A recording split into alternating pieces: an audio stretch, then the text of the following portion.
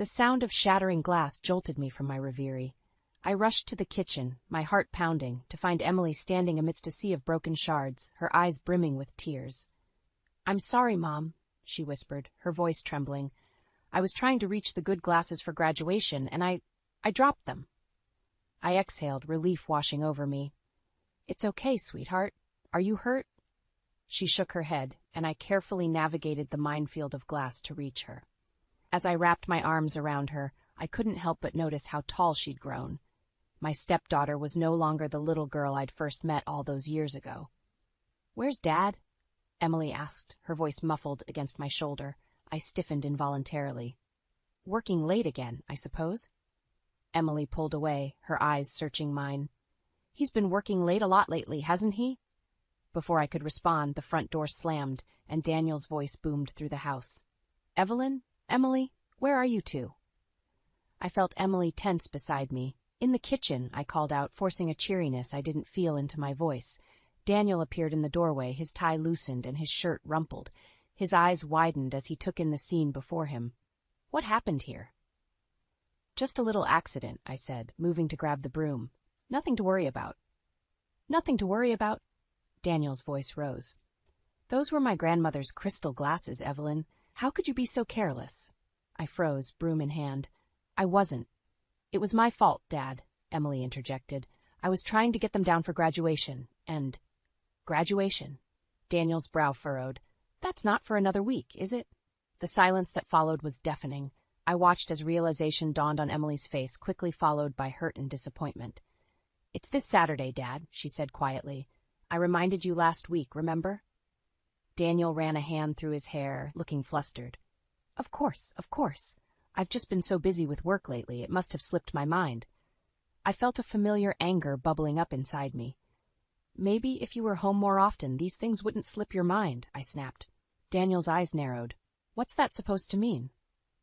"It means exactly what it sounds like," I retorted, my patience wearing thin. "You're never here, Daniel. You're missing everything important in Emily's life." "I'm providing for this family," Daniel shouted, his face reddening. "Someone has to pay the bills around here." "Stop it!" Emily cried out, tears streaming down her face. "Just stop fighting." The sight of her distress doused my anger like a bucket of cold water. I took a deep breath, trying to calm myself. "Emily, sweetie, why don't you go to your room? I'll clean this up." She hesitated for a moment, looking between us before nodding and fleeing the kitchen.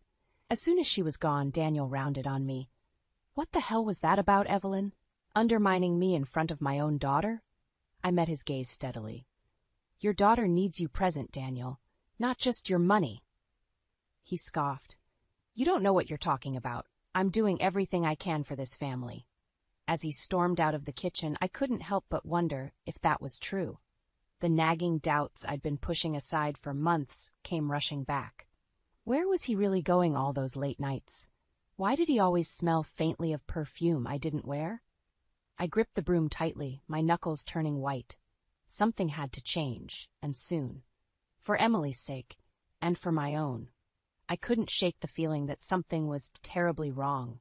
Daniel's late nights had become more frequent, and his excuses increasingly flimsy. It wasn't until Emily approached me one afternoon, her face etched with worry, that my suspicions truly took root. "Mom," she said, her voice barely above a whisper, "I think Dad's cheating on you." The words hit me like a physical blow. "What makes you say that, sweetie?" Emily's eyes darted around nervously before she pulled out her phone. "I saw a text on his phone last night when he left it on the counter. It was from someone named Stacy. Look." My hands trembled as I took the phone. The message was brief, but damning. "Can't wait to see you tonight, handsome? Same place?" I felt the blood drain from my face. "Oh, Emily," I breathed, pulling her into a hug. "I'm so sorry you had to see this." She clung to me tightly. "What are we going to do?" The question hung in the air, heavy with implications. I took a deep breath, steeling myself. "We're going to find out the truth." That night, after Daniel left for another late meeting, I did something I never thought I'd do. I followed him. The guilt gnawed at me as I trailed his car through the city, but it was quickly overshadowed by a growing sense of dread. He pulled up to a small Italian restaurant on the outskirts of town. Through the window, I watched as he greeted a young, blonde woman with a kiss that was far from platonic. My world shattered. I don't remember driving home. The next thing I knew, I was sitting in our driveway, tears streaming down my face. Emily found me there, still clutching the steering wheel. "Mom?" Her voice broke through my haze. Did you find out?" I nodded, unable to speak. Emily climbed into the passenger seat and wrapped her arms around me. We sat there in silence, our shared pain a tangible thing between us. Finally, I found my voice. "We can't stay here, Emily, not with him." She pulled back, her eyes wide. "What do you mean?" "I mean we need to leave, start over somewhere new." The words tumbled out, gaining strength as I spoke. "You're graduating soon. We could move, find a new place, just the two of us." Emily's face was a mix of emotions, fear, excitement, uncertainty. "But what about Dad? What about everything here?" I took her hand in mine. "Your father made his choice. Now it's time for us to make ours. We deserve better than this, Emily. Both of us do." She nodded slowly, a spark of determination lighting in her eyes. "Okay, let's do it." The next few days were a whirlwind of secret planning and barely contained emotions. I reached out to an old college friend who owned a real estate company in a city a few hours away. She offered me a job on the spot, sensing the urgency in my voice. All the while, we maintained a facade of normalcy around Daniel. It was excruciating, watching him lie so effortlessly about his whereabouts, knowing what I knew. The breaking point came 3 days before Emily's graduation. Daniel stumbled in late, reeking of alcohol and perfume. I was waiting for him in the living room. "Have a good meeting?" I asked, my voice dripping with sarcasm. He froze, his eyes darting around the room. "What are you talking about?" I stood, my anger finally boiling over. "I know about Stacy, Daniel.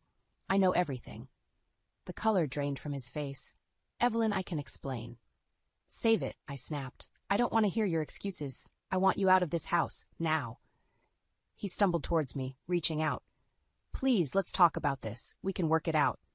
I stepped back, my resolve hardening. "There's nothing to work out. We're done, Daniel.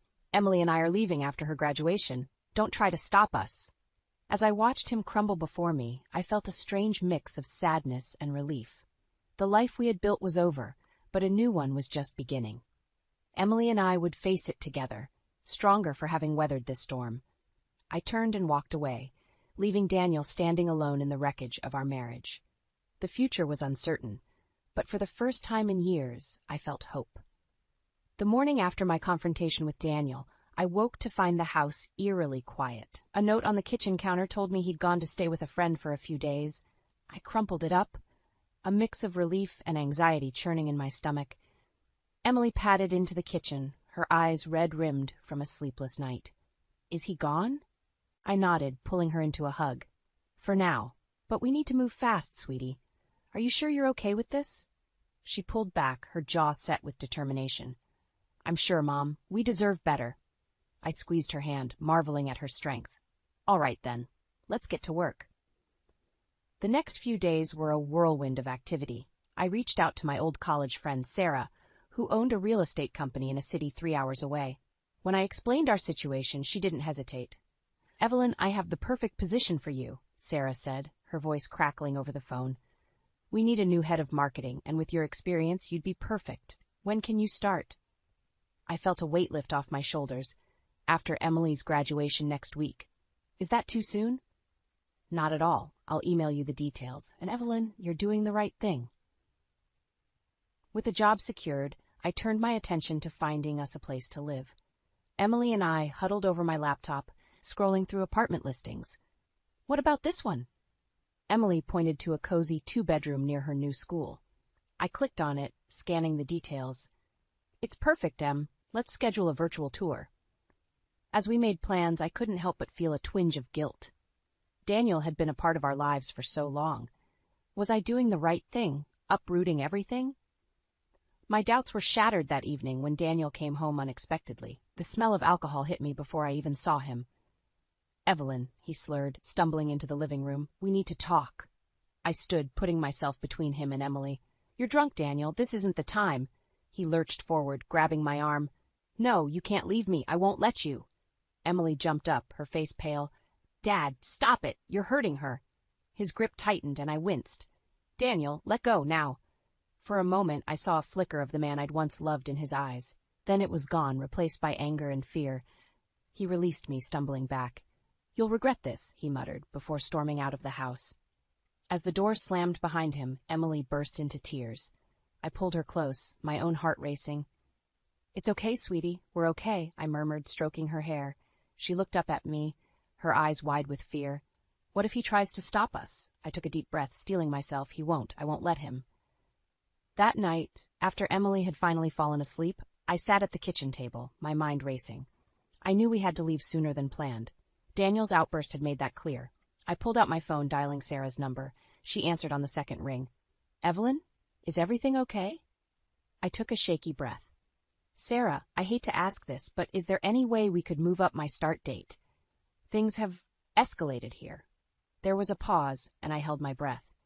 Finally, Sarah spoke. "Of course, I'll make it work. Do you need help getting out?" Tears of relief stung my eyes. "Thank you, and no, I think we can manage. We just need to leave as soon as possible." As I hung up, I heard a noise behind me. Emily stood in the doorway, her face a mix of fear and determination. "I heard everything," she said quietly. "When do we leave?" I stood, crossing the room to embrace her. "Tomorrow. We'll leave right after your graduation ceremony." She nodded against my shoulder. "Good. I'm ready." As we stood there, holding each other in the quiet kitchen, I felt a surge of love and pride for my brave, resilient daughter. Whatever challenges lay ahead, we would face them together. But first, we had to make it through one last day in this house, one last confrontation with Daniel. The thought sent a chill down my spine, but I pushed it aside. We were so close to freedom. Nothing could stop us now. The morning of Emily's graduation dawned bright and clear, a stark contrast to the turmoil churning inside me. As I helped Emily into her gown, I couldn't shake the feeling that something was about to go terribly wrong. "You look beautiful, sweetheart," I said, smoothing down her collar. Emily's smile was tinged with sadness. "I wish we didn't have to leave like this, Mom." I cupped her face in my hands. "I know, but sometimes we have to make hard choices to protect ourselves. Are you having second thoughts?" She shook her head firmly. "No, I'm ready." As we drove to the school, I kept glancing in the rearview mirror, half expecting to see Daniel's car following us. But the streets were mercifully empty. The graduation ceremony was a blur of speeches and applause. I spotted Daniel in the crowd, his eyes red-rimmed and his suit rumpled. My heart clenched, but I pushed the feeling aside. We were so close to freedom. As Emily walked across the stage to receive her diploma, I felt a surge of pride and determination. We were doing the right thing. After the ceremony, we made our way through the crowd of well-wishers. I kept Emily close, my eyes scanning for Daniel. Suddenly he appeared in front of us, blocking our path. "Congratulations, Emily," he said, his voice strained. "I'm so proud of you." Emily tensed beside me. "Thanks, Dad." Daniel's eyes locked onto mine. "Evelyn, can we talk? Please?" I hesitated, torn between the urge to flee and the need to end this cleanly. 5 minutes, Daniel. That's all." We stepped away from the crowd, Emily hovering nervously nearby. Daniel's facade crumbled as soon as we were alone. "Please don't do this, Evelyn. I know I messed up, but we can fix this. I'll do anything." I steeled myself against the pain in his eyes. "It's too late for that, Daniel. You made your choices. Now I'm making mine." He grabbed my arm, his grip tight. "You can't take my daughter away from me." I wrenched free, anger flaring. "She's not just your daughter. I've been more of a parent to her than you ever were." Daniel's face contorted with rage. "You'll regret this. I'll fight you every step of the way. You'll never get away with." His tirade was cut short by Emily's voice, sharp and clear. "Stop it, Dad. Just stop." We both turned to see her standing there, tears streaming down her face. "I'm not a child anymore. I can make my own decisions, and I choose to go with Mom. You did this, not her." Daniel stumbled back as if he'd been struck. "Emily, please." But she was already walking away, her head held high. I moved to follow her, but Daniel's hand shot out, grabbing my purse. "If you're leaving, you're not taking anything that's mine," he snarled. In that moment, everything seemed to move in slow motion. The purse strap snapped, spilling its contents across the ground.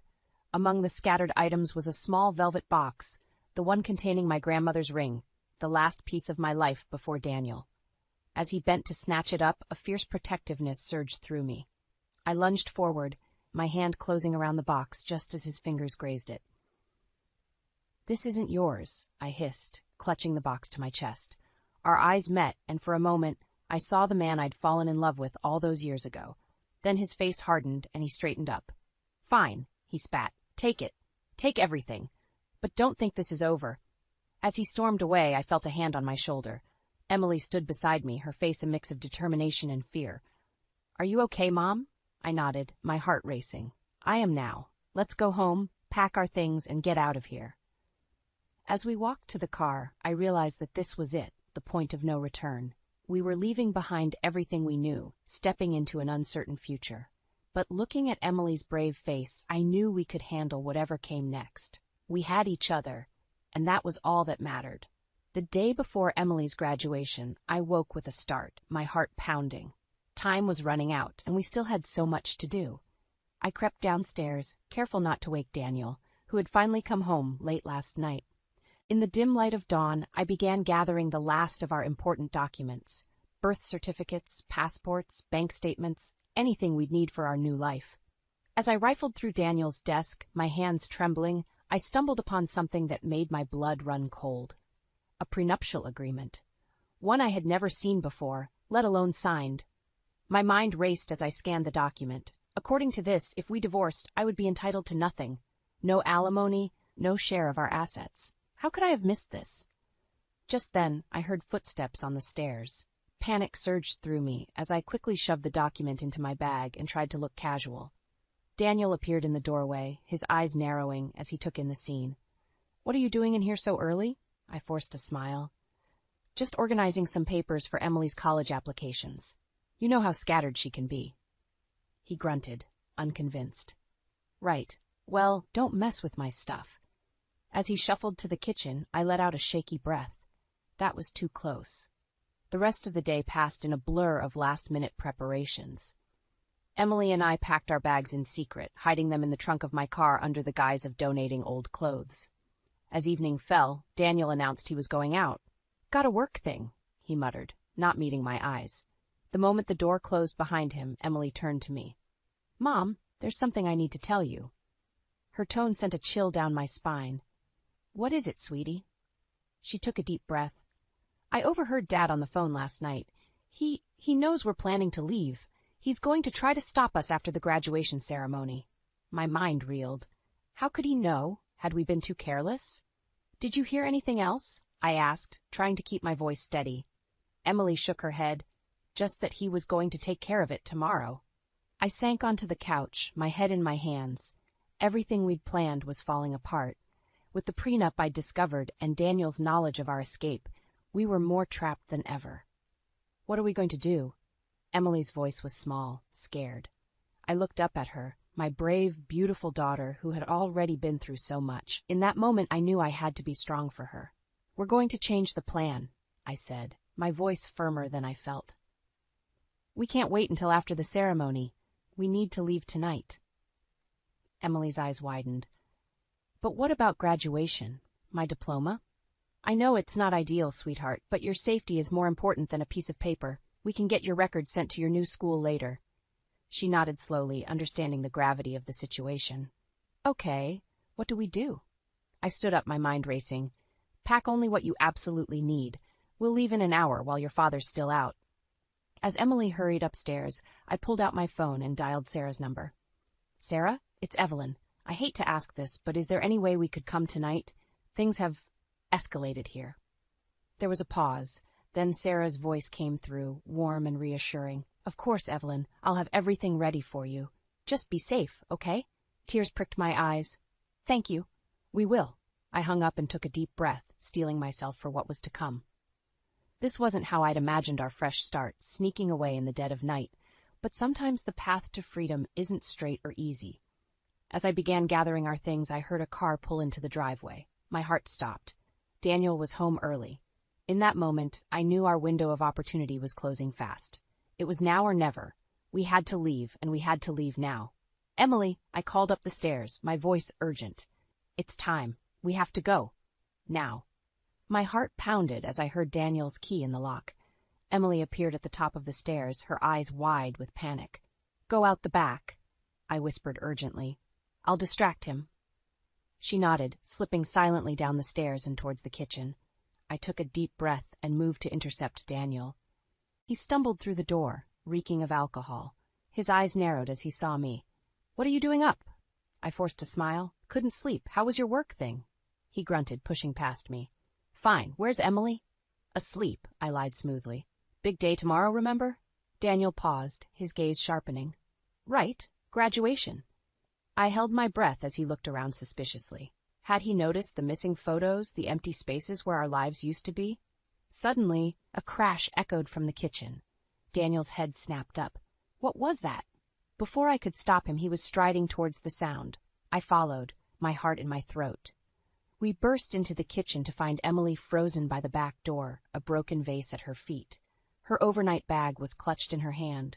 Daniel's face contorted with rage. What the hell is going on? Emily's eyes met mine, filled with fear and determination. In that moment, I knew we couldn't run anymore. It was time to face this head on. We're leaving, Daniel, I said, my voice steadier than I felt. It's over. He whirled on me, his fists clenched. Like hell you are. You're not taking my daughter anywhere. Emily stepped forward, her chin raised defiantly. I'm not your property, Dad. I'm going with Mom, and you can't stop us. Daniel's face turned an alarming shade of red. He lunged forward, grabbing Emily's arm. You ungrateful little... I didn't think, I just reacted. My hand connected with Daniel's face with a resounding slap. He staggered back, shock replacing anger. Don't you dare touch her, I hissed. For a moment the kitchen was silent, except for our heavy breathing. Then Daniel straightened, a cold smile spreading across his face. You think you can leave? Good luck with that. He pulled out his phone, waving it tauntingly. One call to my lawyer and you'll be left with nothing. Remember that prenup you signed? My blood ran cold. The prenup I'd found earlier, the one I'd never actually signed. He was bluffing, but Emily didn't know that. I saw the doubt flicker in her eyes. Mom? I took a deep breath. This was it, the moment that would define our future.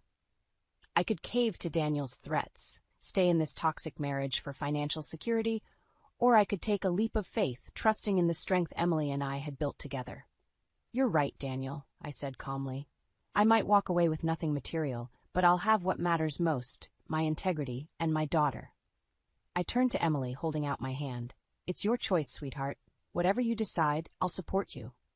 The seconds stretched like hours as Emily looked between us. Then, with a resolute nod, she took my hand. Daniel's facade cracked. You can't do this. I'll fight you every step of the way. Save it for the lawyers, I cut him off. We're done here. As we walked out the front door, Daniel's threats fading behind us, I felt a weight lift from my shoulders. The road ahead was uncertain, but for the first time in years, I felt truly free. Emily squeezed my hand as we got into the car. Are you sure about this, Mom? What if he's right about the prenup? I started the engine, a small smile playing on my lips. Let's just say I have a few surprises of my own. Now, how about we go make that graduation ceremony?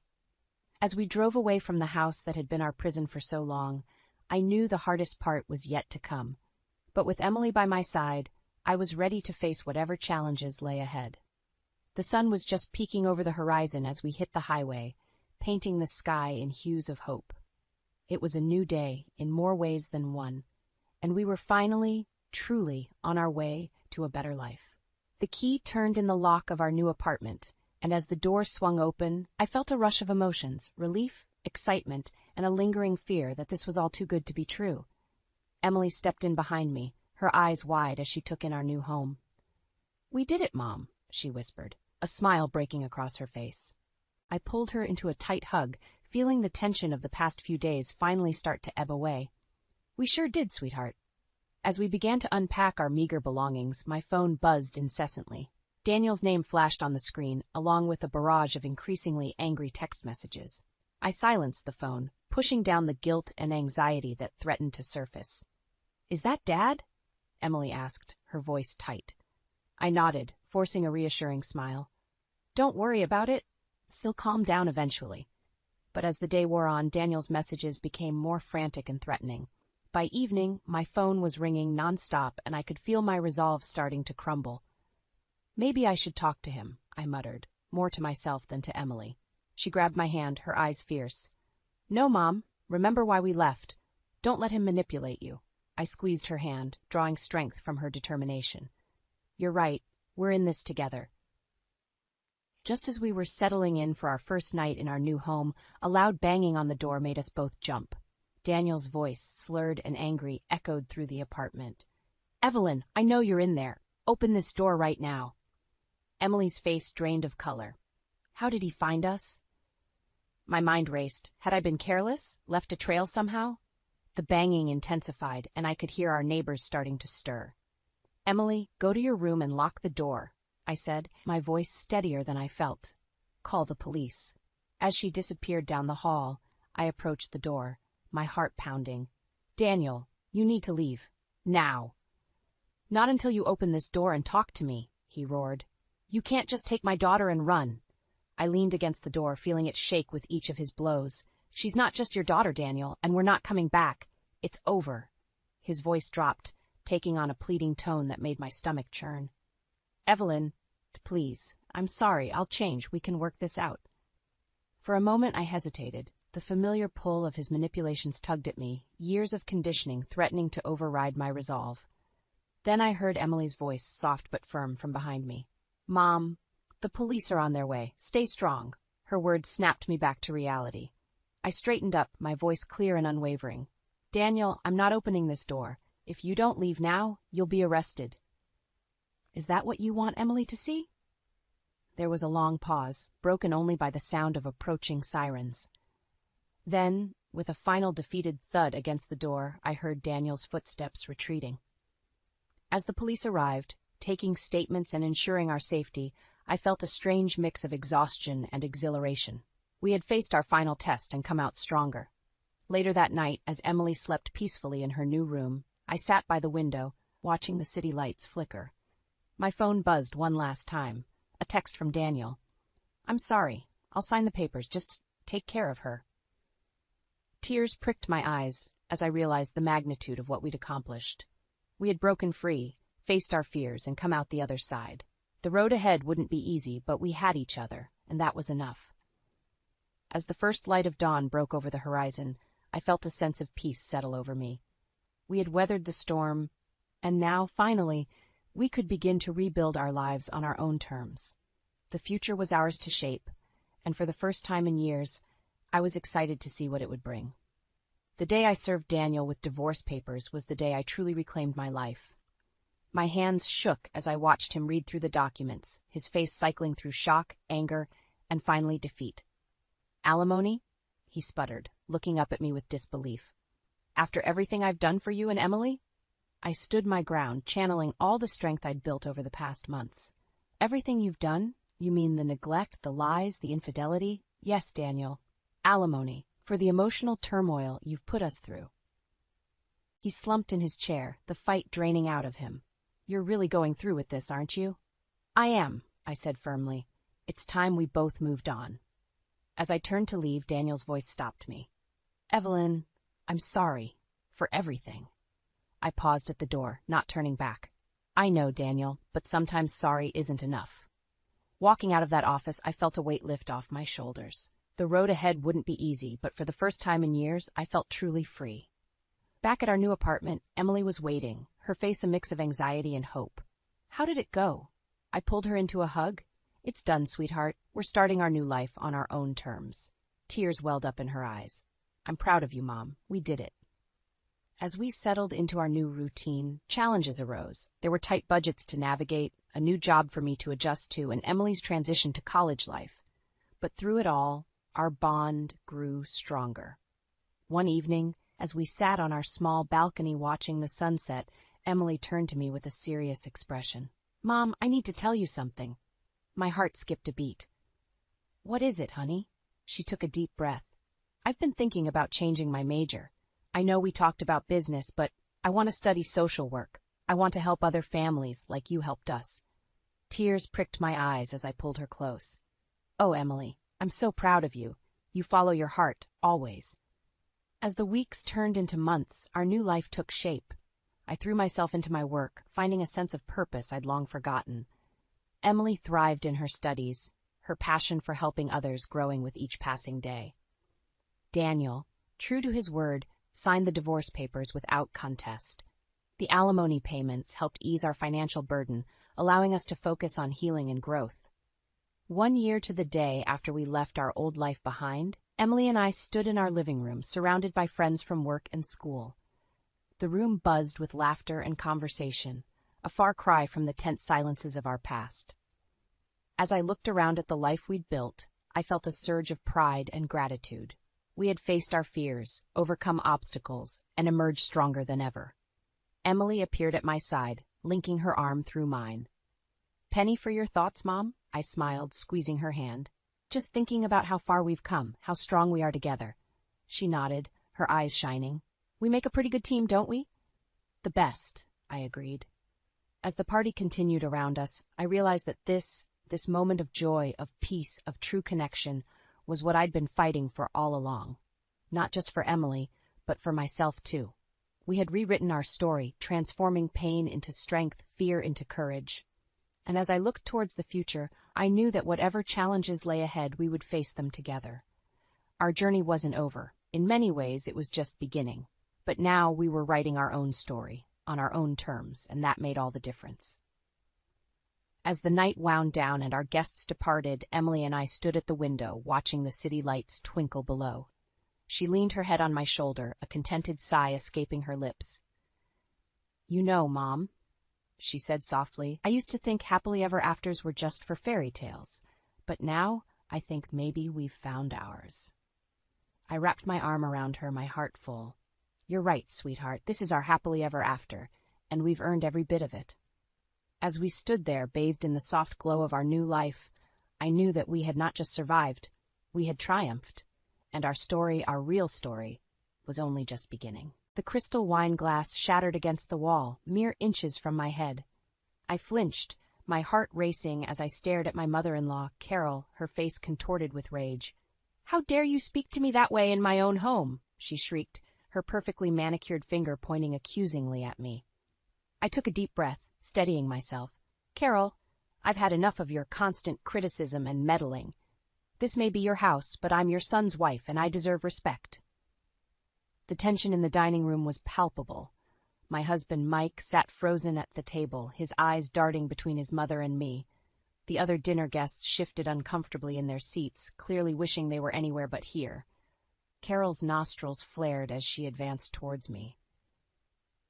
"Respect? You want respect? You've done nothing but try to drive a wedge between me and my son since the day you married him." I stood my ground, refusing to be intimidated. "That's not true, and you know it. I've bent over backwards trying to please you, but nothing is ever good enough." "Nora, please," Mike finally spoke up, his voice weak and pleading. "Can't we just have a nice family dinner?" I turned to him, disbelief etched on my face. "Are you kidding me? Your mother just threw a glass at my head and you're worried about dinner?" Carol smirked, sensing her son's support. "See, this is exactly what I'm talking about. Always making a scene, always the victim."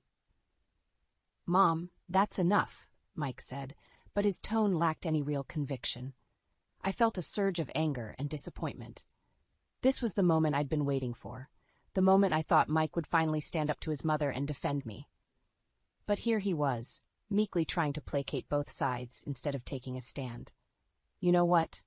I said, my voice trembling with emotion. "I'm done. I'm not going to sit here and be treated like this anymore." I grabbed my purse and headed for the door, pausing to address the stunned dinner guests. "I'm sorry you had to witness this. Enjoy your meal." As I reached for the doorknob, I heard Mike's chair scrape against the floor. "Nora, wait." I turned, a glimmer of hope rising in my chest. Maybe he was finally going to choose me over his mother. But as I met his eyes, I saw only confusion and fear. "Where are you going? You can't just leave." "Watch me," I replied, my voice cold. As I stepped out into the cool night air, I heard Carol's voice drift from the dining room. "Let her go, Michael. She'll come crawling back. She always does." The door slammed behind me, cutting off any response Mike might have made.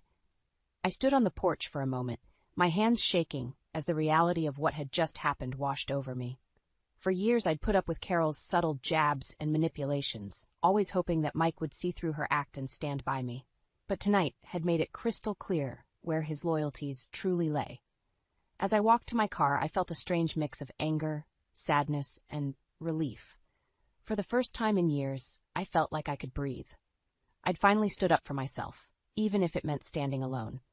I slid into the driver's seat and gripped the steering wheel, my knuckles turning white. Where would I go? What would I do now?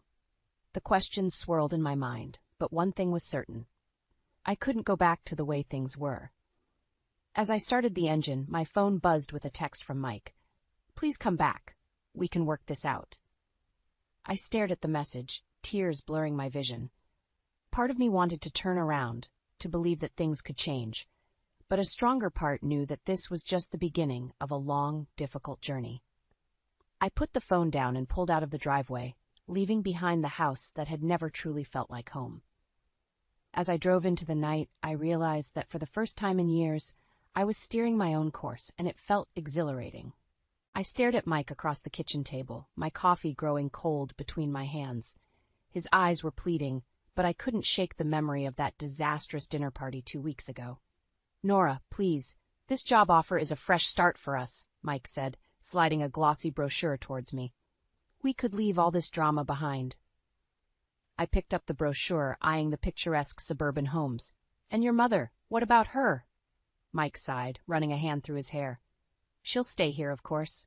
This is our chance to build our own life away from influences." The word hung in the air between us. I wanted to believe him, to hope that this could be the solution to our problems, but doubt gnawed at me. "Okay," I said finally, "let's look at some houses." The relief on Mike's face was palpable. He reached for my hand, but I pulled away, not quite ready for that level of reconciliation. The next weekend found us driving through tree-lined streets, following a chirpy realtor named Brenda. As we toured house after house, I felt a glimmer of excitement. Maybe this really could be our fresh start, but then I noticed something odd. In each house, Mike would pull out his phone, snapping pictures of certain rooms or features. "What are you doing?" I asked as we left the third house. "Oh, just getting some opinions," he said vaguely. My stomach twisted. "From who?" Mike avoided my gaze. "Just family."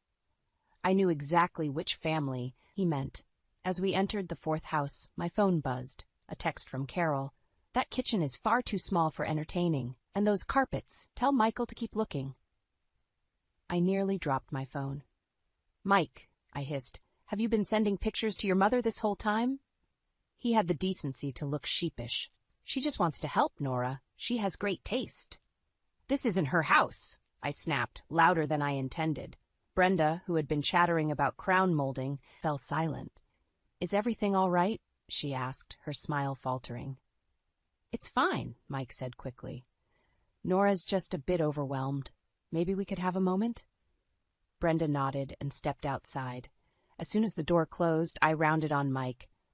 "I thought this move was about us, about getting away from your mother's influence, but you're letting her dictate our choices before we've even moved." Mike's face hardened. "She's not dictating anything. I'm just getting her opinion. Why are you always so threatened by her?" "Threatened?" I laughed bitterly. "Mike, she threw a glass at my head 2 weeks ago, and you barely said a word. Now you're letting her choose our house from hundreds of miles away." "That's not fair," Mike protested. "I'm trying to make everyone happy." "Everyone except me," I said, my voice breaking. "When are you going to put our marriage first?" Mike's phone buzzed. We both stared at it, knowing who it was. "Go ahead," I said coldly. "Answer her. It's clear whose opinion matters most to you." I stormed out of the house, brushing past a startled Brenda. As I stood on the perfectly manicured lawn, I felt a surge of anger and disappointment. This move was supposed to be our chance to break free, to start over. Instead, it was just more of the same. Mike emerged from the house, his face a mix of frustration and concern. "Nora, please, let's not do this here." I turned to face him, my decision crystallizing. "You're right. We shouldn't do this here. In fact, maybe we shouldn't do this at all." "What do you mean?" Mike asked, a note of panic in his voice. I took a deep breath, steeling myself. "I mean, maybe this move isn't the answer. Maybe the problem isn't where we live, but who we are when we're together." As the words left my mouth, I felt a strange sense of relief. For the first time in years, I was being completely honest, with Mike and with myself. Mike's face paled. "Nora, you can't mean..." But I did mean it. As I stood there on that perfect suburban street, I realized that no change of scenery could fix what was broken between us. And for the first time, I wasn't sure I wanted to try anymore. I paced our living room, my nerves frayed as I waited for Mike to return from work. The events of the house-hunting disaster played on repeat in my mind. I needed answers, and I needed them now. The front door creaked open, and Mike stepped in, his tie loosened and fatigue etched on his face. He froze when he saw me. "Nora," he said cautiously. "I thought you'd be asleep by now." I crossed my arms. "We need to talk, Mike. About the move, about your mother, about us." He sighed, dropping his briefcase. "Can't this wait until morning? I'm exhausted." "No," I said firmly. "It can't." Mike slumped onto the couch, and I sat across from him, my heart racing. "I can't do this anymore," I began. "Your mother's constant interference, you always taking her side. I thought this move was our chance to start fresh, but it's clear nothing's going to change." Mike leaned forward, his eyes pleading. "Nora, I promise, things will be different once we move. Mom won't be living with us. It'll just be you and me." I laughed bitterly. "Really?" "Because, from what I've seen, she's already picking out our curtains from hundreds of miles away." "That's not fair," Mike protested. "She's just trying to help." "Help?" I stood up, my voice rising.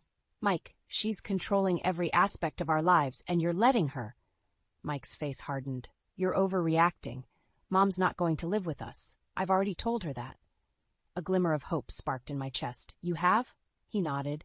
"Yes, I made it clear that this is our home, not hers." I wanted to believe him, desperately, but doubt still gnawed at me. "And she accepted that?" Mike hesitated, just for a moment, but it was enough. My heart sank. "Mike," I said slowly, "what aren't you telling me?" He ran a hand through his hair, avoiding my gaze. She might have suggested that we set up a guest room for her, for extended visits." The room seemed to tilt. "Extended visits? How extended are we talking about?" Mike shrugged, looking uncomfortable. "A few weeks at a time, maybe. She just wants to be close to us, Nora." I felt like I couldn't breathe. "A few weeks? Mike, that's not visiting. That's practically living with us." "You're exaggerating," he said, his tone dismissive. "It won't be that bad." Something inside me snapped. "Not that bad? Mike, your mother has made my life hell for years, and you've done nothing to stop it, and now you want to give her a permanent place in our new home?" Mike stood up, anger flashing in his eyes. "That's enough. I'm sick of you always attacking my mother. She's family, Nora. Why can't you understand that?" "I'm your family, too," I shouted, tears stinging my eyes. Or at least, I thought I was. A heavy silence fell between us. Mike's phone buzzed, and I knew without looking who it was. "Go ahead," I said, my voice cold. "Answer her. It's clear she's the most important woman in your life." Mike's face softened. "Nora, please, you know that's not true. I love you." I shook my head, a terrible realization dawning. "No, Mike, you love the idea of me, the wife who fits perfectly into your life, who never challenges your mother's authority, but that's not who I am." I moved towards the stairs, suddenly feeling exhausted. "I'm going to bed. We'll finish packing tomorrow, but I want you to know, I'm not okay with your mother having free reign in our new home. If you can't set boundaries with her, then—" I left the sentence hanging, unable to voice the ultimatum forming in my mind. As I climbed the stairs, I heard Mike's muffled voice answering his phone. "Hi, Mom," he said. "No, everything's fine, just a little disagreement." I closed the bedroom door, shutting out his voice. As I lay in bed, staring at the ceiling, I realized that the move we'd hoped would bring us closer together might just be the thing that tears us apart for good. The moving truck rumbled away, leaving me alone in our new driveway. I should have felt excited, hopeful even, but all I felt was dread. This house, our supposed fresh start, already felt tainted. I trudged inside, boxes piled high in every room. Mike was at work, conveniently absent for the heavy lifting. As I started unpacking the kitchen, my phone buzzed. Carol's name flashed on the screen. I ignored it, but it buzzed again, and again. Finally, I answered. "Hello, Carol." "Nora, dear." Her voice dripped with false sweetness. "I hope the move went smoothly. I was just calling to let you know I've ordered some lovely curtains for the living room. They'll arrive tomorrow." I gripped the phone tighter. "Carol, we didn't ask you to order curtains." "Oh, don't be silly. I saw how bare the windows looked in Mike's photos. I couldn't let my son live like that." I took a deep breath, trying to stay calm. "We appreciate the thought, But Mike and I will choose our own curtains. Carol's tone sharpened. Now, Nora, don't be ungrateful. I'm only trying to help. We don't need your help, I snapped, my patience finally breaking. This is our home, not yours. I hung up, my hands shaking. As if on cue, the doorbell rang. I opened it to find a delivery man holding a large box.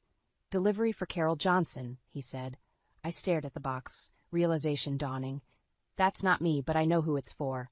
I signed for the package, then dragged it inside. Tearing it open, I found an ornate, floral-patterned comforter set. A note fluttered to the floor. For the guest room. Can't wait to visit.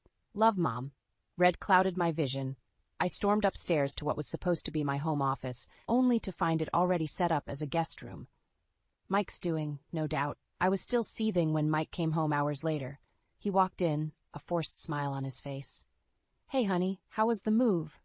I held up the comforter. Care to explain this? Mike's smile faltered. Oh, that. Mom thought it would be nice for when she visits. Visits? I laughed bitterly.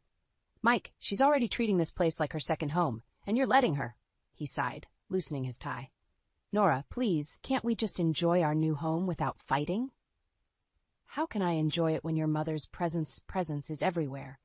I gestured around wildly. The curtains, the guest room, the constant calls and texts. It's suffocating. Mike's face hardened. You're being dramatic. Mom's just trying to help. Help, I exploded. Mike, she's taking over our lives, and you're too blind to see it. That's enough, Mike shouted, his face red. I'm sick of your constant attacks on my mother. She's family, Nora. Why can't you accept that? Because she doesn't treat me like family, I cried, tears stinging my eyes. And neither do you. A heavy silence fell between us. Mike's phone buzzed. Carol, of course. He glanced at it, then back at me. Go ahead, I said coldly. Answer it. It's clear whose opinion matters most to you. Mike hesitated, then picked up the phone. Hi, Mom. No, everything's fine. I couldn't bear to hear more. I grabbed my purse and car keys, heading for the door. Nora, where are you going? Mike called after me. I paused at the threshold, turning to face him. I don't know, but I can't stay here right now. I need to think. As I drove away from our new house, tears blurring my vision, I realized I was at a crossroads. I couldn't keep living like this, constantly battling for my place in my own marriage. Something had to change. But as the familiar streets gave way to unknown territory, I wondered if there was anything left to save, or if perhaps it was time to chart a new course, one that didn't include Mike or his overbearing mother. The road stretched out before me, full of uncertainty and possibility. For the first time in years, I felt a glimmer of hope. Whatever came next, I knew one thing for certain. I couldn't go back to the way things were. It was time to take control of my own life, no matter the cost. I pulled into our driveway, exhausted after spending the night at a nearby hotel. The house loomed before me, no longer a symbol of new beginnings, but a monument to broken promises. Taking a deep breath, I stepped out of the car, ready to face whatever awaited me inside. As I approached the front door, I noticed something odd. A pair of floral suitcases sat on the porch, ones I'd never seen before. My stomach churned as I recognized the gaudy pattern. It was Carol's signature style. I fumbled with my keys, my hands shaking as I unlocked the door. The house was eerily quiet. Mike? I called out, my voice echoing through the empty rooms. No answer. I made my way upstairs, dread building with each step. As I reached the landing, I heard muffled voices coming from the guest room, the room that was supposed to be my office. I pushed the door open, and the scene before me made my blood run cold. Carol stood in the center of the room, directing Mike as he assembled a large wardrobe. They both froze when they saw me, guilt written all over their faces. Nora? Mike exclaimed, scrambling to his feet. You're back? We didn't expect you so soon. I couldn't speak. My eyes darted from the half-built wardrobe to Carol's smug expression, to the piles of her clothes neatly folded on the bed. Carol broke the silence, her voice sickly sweet. Surprise, dear. I thought I'd come help you settle in. Mike said it would be fine if I stayed for a while. The room spun.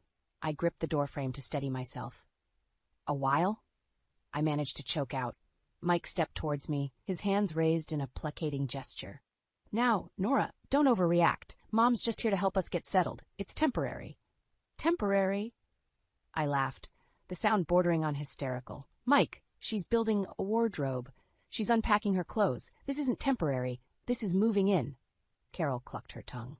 Really, Nora, there's no need for dramatics. I'm only trying to help. You should be grateful. Something inside me snapped. Years of pent-up frustration and anger came pouring out. Grateful? For what? For taking over my home? For manipulating my husband? For making me feel like an outsider in my own marriage? Mike's face hardened. That's enough, Nora. You're being disrespectful. I stared at him, disbelief and betrayal washing over me. In that moment, I saw him clearly for the first time, not as the man I loved, but as a puppet dancing to his mother's tune. No, Mike, I said, my voice steady despite the tears threatening to fall. What's disrespectful is breaking your promises to me. What's disrespectful is putting your mother's wishes above your wife's. What's disrespectful is this. I gestured around the room, at the life they were building without me. Carol stepped forward, her eyes glinting with triumph. Now, dear, let's not say things we can't take back. Why don't you go downstairs and make us all some tea? We can discuss this like adults. That was the final straw. I straightened up, meeting Carol's gaze head-on. No, I don't think I will. In fact, I don't think I'll be doing anything for either of you ever again. I turned to Mike, my heart breaking even as I spoke the words. I want a divorce. The silence that followed was deafening. Mike's face paled, while Carol's mouth opened and closed like a fish out of water. Nora, you can't mean that, Mike stammered. We can work this out. Please, just... I held up my hand, cutting him off. No, Mike, we can't. This isn't a marriage anymore. It's a dictatorship, and I refuse to be a subject in Carol's kingdom. With those words, I turned and walked out of the room, out of the house, and towards an uncertain but liberated future. As I drove away, I caught a glimpse of Mike and Carol in the rearview mirror, standing on the porch looking lost. For the first time in years, I felt a weight lift from my shoulders. The road ahead was unclear, but one thing was certain. I was finally free. I sat across from Mike and his lawyer in the sterile conference room, my own attorney a steady presence beside me. The weight of my wedding ring, now absent from my finger, seemed to linger like a phantom limb. Mrs. Johnson, Mike's lawyer began, his voice dripping with condescension, I hope you understand the gravity of your decision. A divorce will have significant financial implications for both parties. I met his gaze steadily. I'm well aware, Mr. Daniels, and it's Ms. Evans now. Mike flinched at that, but I pressed on. I think it's time we discuss the house. Mr. Daniels shuffled his papers. Ah, yes, the marital home. My client is prepared to buy out your share. That won't be possible, I interrupted, my heart racing. This was it, the moment I'd been dreading and anticipating in equal measure. Mike leaned forward, confusion etched on his face. What do you mean? I took a deep breath. What I mean, Mike, is that without my financial contribution, you can't afford that house. Not on your salary alone. The color drained from Mike's face as the implications sank in. Mr. Daniels sputtered. Surely there's some arrangement. There isn't, my lawyer interjected smoothly. Miss Evans' name is on the mortgage. Her income was a significant factor in securing the loan. Without her, the bank will likely foreclose. Mike's eyes widened in panic. But my mother, she said she'd help. I couldn't help but laugh, the sound bitter even to my own ears. Your mother, Mike? The same mother who's been living rent-free in our guest room? The one who's never worked a day in her life? That mother? This is ridiculous, Mr. Daniels blustered. Surely we can come to some agreement. The only agreement, I said firmly, is that the house needs to be sold. We'll split the proceeds minus my initial down payment, which I'll be reclaiming in full. Mike slumped in his chair, the reality of the situation finally hitting him. Nora, please? He begged, his voice barely above a whisper. We can work this out. I'll tell Mom to leave. I'll do whatever you want. Just don't do this. For a moment, I felt a flicker of sympathy, but then I remembered all the broken promises, all the times he'd chosen his mother over me. My resolve hardened. It's too late for that, Mike. You had your chance. Years of chances, actually. But you never chose me. Not once. Mr. Daniels cleared his throat. Perhaps we should take a brief recess. No, I said firmly. We're finishing this now. I want everything in writing. The sale of the house, the division of assets, everything. As the lawyers began drafting the agreement, Mike stared at me, his eyes filled with a mixture of desperation and dawning realization. What am I going to tell Mom? he murmured. I stood up, gathering my things. That's not my problem anymore, Mike. For once in your life, you're going to have to stand up to her on your own. As I walked out of the conference room, I heard Mike's muffled sobs behind me. Part of me wanted to turn back, to comfort him as I had so many times before. But I kept walking, my steps growing more confident with each passing moment. Outside, the sun was setting, painting the sky in brilliant shades of orange and pink. I took a deep breath, feeling lighter than I had in years. The road ahead was uncertain, filled with challenges I couldn't even imagine yet, but for the first time in as long as I could remember, I was facing that future on my own terms. As I drove away from the lawyer's office, leaving behind the remnants of my old life, I realized that this wasn't just the end of my marriage. It was the beginning of my freedom. And despite the pain and uncertainty, I couldn't wait to see what that freedom would bring. The doorbell rang, shattering the peace of my small apartment. I knew who it was before I even reached the door. Taking a deep breath, I steeled myself and opened it. Mike stood there, looking disheveled and desperate. "Nora, please, we need to talk." I hesitated, then stepped aside to let him in. As he entered, I noticed the dark circles under his eyes, the rumpled clothes. He looked like a man on the edge. "What do you want, Mike?" I asked, keeping my voice steady. He ran a hand through his hair, pacing my small living room. "I've made a terrible mistake, Nora. I see that now.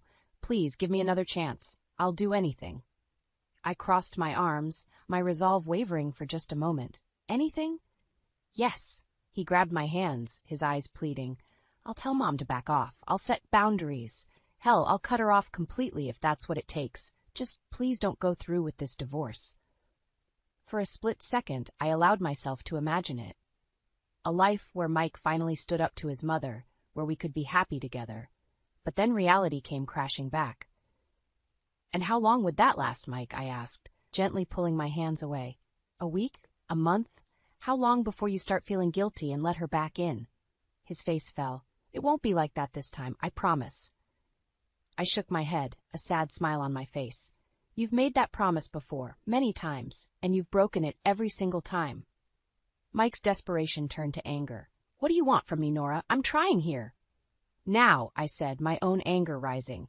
"You're trying now, after years of putting your mother first, of dismissing my feelings, of making me feel like an outsider in my own marriage.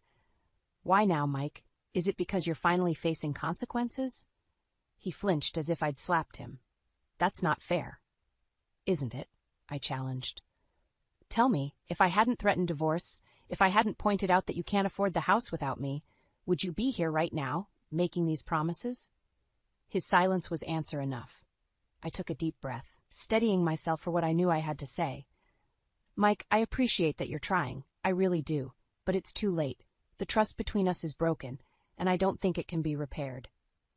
"Please," he whispered, tears in his eyes. "I love you." Those words, once so precious to me, now felt hollow. "I know you do, Mike, in your way, but love isn't enough. Not when it comes with conditions, not when it's always second to someone else's demands." He slumped onto my couch, defeat written across his features.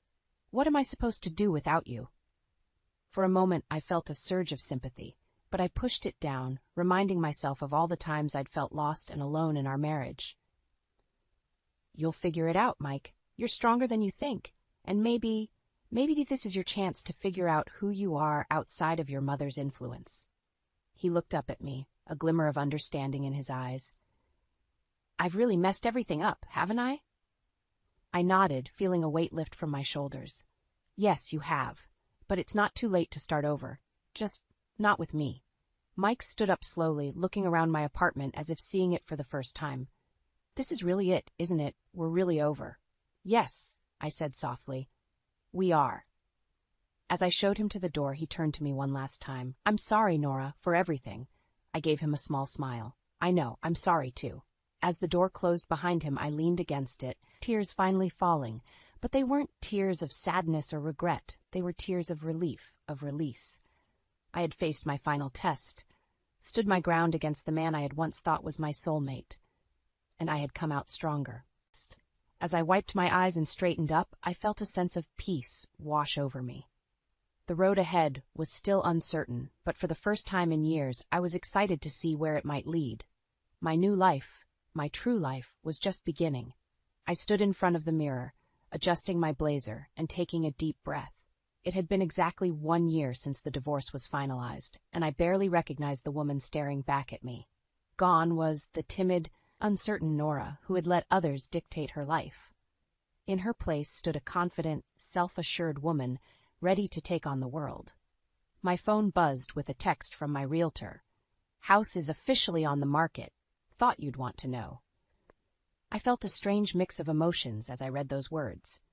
The house that was supposed to be our fresh start, the one that had become the final battleground of our marriage, was now up for sale. I couldn't help but wonder how Mike and Carol were handling it. As if on cue, my phone rang. Mike's name flashed on the screen. For a moment, I considered ignoring it, but curiosity got the better of me. "Hello," I answered, my voice steady. "Nora," Mike's voice cracked. I don't know what to do. The house is on the market, and Mom, she's furious. She says I've ruined everything." I closed my eyes, fighting the urge to comfort him. "I'm sorry you're struggling, Mike, but that's not my problem anymore." "I know," he said softly. I wish I had listened to you. I wish I had been stronger." The old Nora would have melted at those words, would have rushed to his side, but not anymore. "It's not too late to be strong now, Mike," I said firmly. "You have a chance to build your own life, make your own choices. Don't waste it." There was a long pause before he spoke again. "You're right. I'm proud of you, Nora, for standing up for yourself, for knowing your worth." Tears pricked at my eyes, but I blinked them away. "Thank you, Mike. I hope you find that strength for yourself." As I hung up, I felt a weight lift from my shoulders. The last tie to my old life had been severed, and I was truly free. I grabbed my keys and headed out, ready to start my day. As I drove, I passed by our old neighborhood. On impulse, I turned down the street where the house stood. There it was, the "For Sale" sign stark against the manicured lawn. I pulled over, staring at the house that had once held so many hopes and dreams. For a moment I let myself remember the excitement of moving in, the arguments, the heartbreak. But as I sat there, I realized something profound. That house, with all its painful memories, no longer held any power over me. Smiling, I put the car in drive and pulled away. I had a life to live, one that I had built for myself. I thought about my new job, the friends I had made, the hobbies I had rediscovered. Each one a testament to my resilience, my strength. As I arrived at my destination, a local community center where I volunteered teaching art classes to seniors, I felt a surge of gratitude. This was my life now, full of purpose and joy, unburdened by the expectations of others. I walked into the classroom, greeted by the smiling faces of my students. As I began the lesson, guiding them through brushstrokes and color choices, I realized that this moment of creativity, of connection, was worth every painful step of my journey. At the end of the class, one of my students, a kind-faced woman named Eleanor, approached me. "You know Nora," she said, her eyes twinkling. "I've been coming to these classes for months now, and I've never seen someone so alive. You have a light about you." I felt warmth spread through my chest at her words. "Thank you, Eleanor. I feel alive, more than I have in years." As I packed up my supplies, I caught a glimpse of myself in the classroom mirror. The woman looking back at me was smiling, her eyes bright with purpose and self-assurance. This was who I was meant to be all along. Stepping out into the sunshine, I felt a sense of excitement for what the future might hold. The road ahead was wide open, full of possibilities I had never dared to imagine before, and I was ready for all of it. For the first time in my life, I was truly, completely free, and it felt absolutely wonderful.